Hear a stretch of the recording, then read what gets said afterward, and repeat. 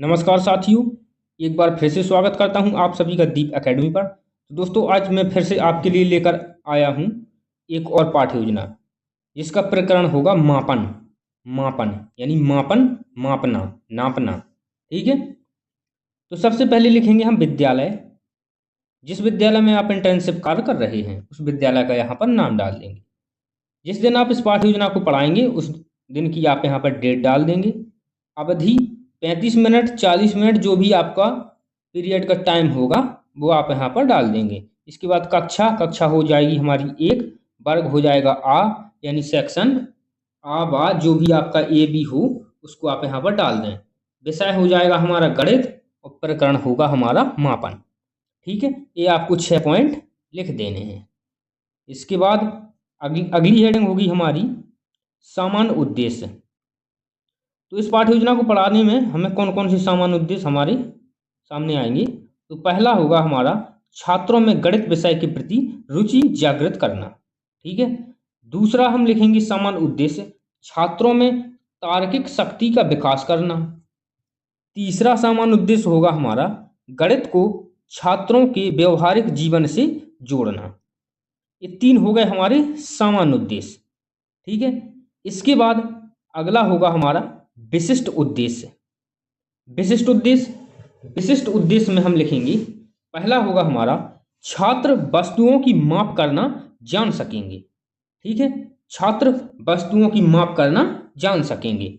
दूसरा होगा छात्र वस्तुओं की माप कर उसमें अंतर स्पष्ट कर पाएंगे। ठीक है। तीसरा होगा छात्र अपने सामान्य कार्यों में मापन कर पाएंगे। ये हो गए हमारे तीन विशिष्ट उद्देश्य। इसी प्रकार से आप अपनी पाठ्य योजना में भी लिख लेंगे। इसके बाद अगली हेडिंग हम लिखेंगे पूर्व ज्ञान। तो पूर्व ज्ञान में हम लिख देंगे छात्र मापन के विषय में सामान्य जानकारी रखते हैं, यानी कि बच्चों को मापन के संबंध में सामान्य जानकारी है थोड़ी बहुत। इसके बाद अगली हेडिंग हम लिखेंगे सहायक सामग्री। इस पाठ्य योजना को पढ़ाने में हमें कौन कौन सी सहायक सामग्री की आवश्यकता होगी। इसमें होगा लकड़ी, फीता, फ्लैश कार्ड, चार्ट आदि। ठीक है।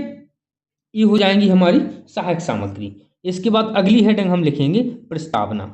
अगली हेडिंग होगी हमारी प्रस्तावना। तो किस प्रकार से हम प्रस्तावना निकालेंगे। तो यहाँ पर हम 3 कॉलम बना लेंगे। क्रम संख्या, छात्र अध्यापक क्रिया और छात्र छात्रा क्रिया। ठीक है। तो प्रस्तावना का हमारा हमारा पहला प्रश्न होगा बच्चों से लकड़ी का टुकड़ा दिखाते हुए बच्चों से पूछेंगे मेरे हाथ में क्या है। तो छात्र जो बच्चे होंगे वो कहेंगे यह लकड़ी है। तो दूसरा प्रश्न करेंगे लकड़ी का प्रयोग कहाँ कहाँ करते हैं। तो बच्चे बताएंगे वस्तु बनाने तथा जलाने में। ठीक है। अगला प्रश्न करेंगे लकड़ी दिखाते हुए इस लकड़ी की लंबाई कितनी होगी। तो बच्चे नहीं बता पाएंगे। समस्यात्मक प्रश्न हो जाएगा, बच्चे मौन हो जाएंगे। इस प्रकार से होगी हमारी प्रस्तावना। और अब अगली हेडिंग हम डालेंगे इसके बाद उद्देश्य कथन। उद्देश्य कथन में लिखेंगे बच्चों आज हम लोग गणित विषय के अंतर्गत मापन के बारे में विस्तार से पढ़ेंगे। ठीक है। ये हो गया हमारा उद्देश्य कथन। इसके बाद शिक्षण विधियां। अगली हेडिंग हम डालेंगे शिक्षण विधियां। शिक्षण विधि में कौन कौन सी विधियों का हम उपयोग करने वाले हैं इस पाठ्य योजना को पढ़ाने में। तो आगमन विधि, निगमन विधि, व्याख्यान विधि और प्रश्नोत्तर विधि। ठीक है। ये हो गई हमारी शिक्षण विधियां। अगली हेडिंग होगी हमारी प्रस्तुतिकरण। प्रस्तुतिकरण में भी हम 3 कॉलम बना लेंगे शिक्षण बिंदु, छात्र अध्यापक कथन और छात्र क्रिया। ठीक है।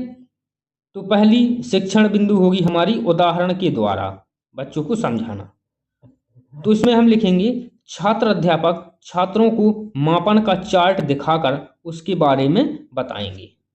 ठीक है।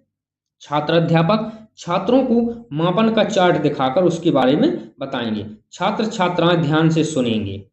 ये हो गई छात्र क्रिया। अगला शिक्षण बिंदु होगा हमारा स्पष्टीकरण। किस प्रकार से हम स्पष्टीकरण करेंगे। तो पहला पॉइंट लिखेंगे स्पष्टीकरण में छात्र अध्यापक बच्चों को सभी मापन विधियों को विस्तार से स्पष्ट करेंगे। ठीक है। छात्र ध्यान से सुनेंगे। दूसरा पॉइंट लिखेंगे स्पष्टीकरण में छात्र अध्यापक कुछ छात्रों को बुलाकर फीता के माध्यम से उनकी लंबाई नापकर मापन का अर्थ स्पष्ट करेंगी। करेंगी या करेंगे, ठीक है। तथा हाथ का प्रयोग करके एक वृत्ता की माप समझाने का प्रयास करेंगे। तो यहाँ पर छात्र छात्राएं देखेंगे व ध्यानपूर्वक सुनेंगे, ठीक है। अगला प्रश्न हम इसमें लिखेंगे, एक वृत्ता कितना होता है। तो हाथ के अंगूठे से छोटी अंगुली तक की दूरी एक वृत्ता होती है, बच्चे बताएंगे। 3 अंगुल क्या होता है, तो बच्चे बताएंगे 3 अंगुलियों को एक साथ मिलाकर प्राप्त लंबाई, ठीक है। अब लिखेंगे हम बोधात्मक प्रश्न। तो पहला बोधात्मक प्रश्न होगा हमारा, एक हाथ की दूरी कितनी होती है, बच्चे बताएंगे एक वृत्ता। दूसरा प्रश्न होगा, अपनी पेंसिल की अंगुलियों से माप बताओ। अपनी पेंसिल की अंगुली से माप करके बताओ। तो यहाँ पर बच्चे बताएंगे 11 अंगुल, यानी जो भी होगी लगभग 11 अंगुल। तो ये हो गए हमारे बोधात्मक प्रश्न, ठीक है। इसके बाद अब आएंगे हमारे मूल्यांकन प्रश्न। मूल्यांकन प्रश्न में पहला प्रश्न हम लिख देंगे, 4 अंगुल कितना होता है।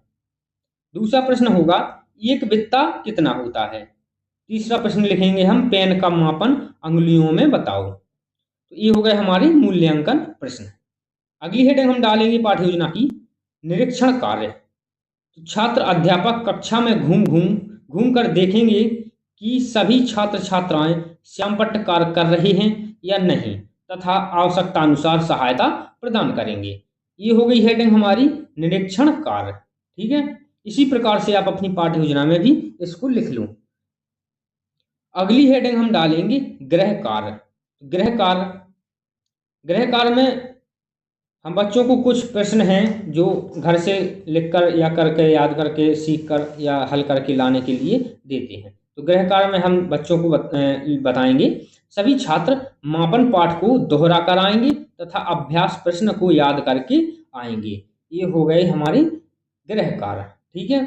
इसके बाद यहाँ पर आप सिग्नेचर करवा लेंगे वहाँ के पर्यवेक्षक यानी वहाँ के हेडमास्टर के, और यहाँ पर आप अपने हस्ताक्षर कर देंगे, हस्ताक्षर छात्र अध्यापक, हस्ताक्षर पर्यवेक्षक, ठीक है। तो इस प्रकार से ये पाठ्य योजना भी हमारी समाप्त हो जाती है। तो दोस्तों, अगर आपको पाठ्य योजना में कोई भी समस्या है तो आप हमें कमेंट करके बताएं, और अगर आपको वीडियो अच्छी लगी है तो चैनल को सब्सक्राइब करें, वीडियो को एंड तक जरूर देखें, अपने दोस्तों को शेयर करें, ठीक है। धन्यवाद, जय हिंद।